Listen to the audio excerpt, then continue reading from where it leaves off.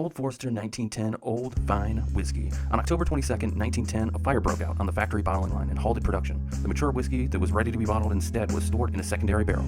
That's how this delicious, remarkable whiskey became an entirely new expression from Brown-Forman. It enters the barrel at 100 proof, so more of that sweet wood sugars dissolve into the whiskey. 1910 Old Fine Whiskey is the fourth and final expression of the Whiskey Roast series presented at a final bottling of 93 proof.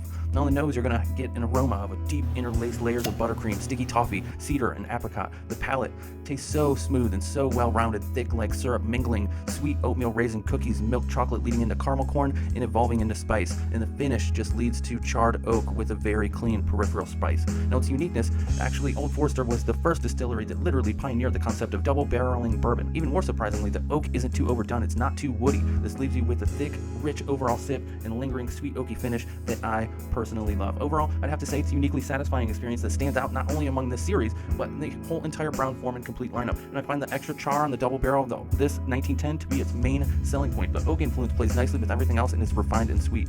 It has high expectations to live up to the 1920, and I think that heavily depends on if you like barrel-proof whiskey or not. Ultimately, that's the deciding factor for me. This is quite pleasant and enjoyable at 93 proof. It succeeds in delivering a unique drink that I find myself reaching for again and again. How does it compare to their Woodford Double Oak?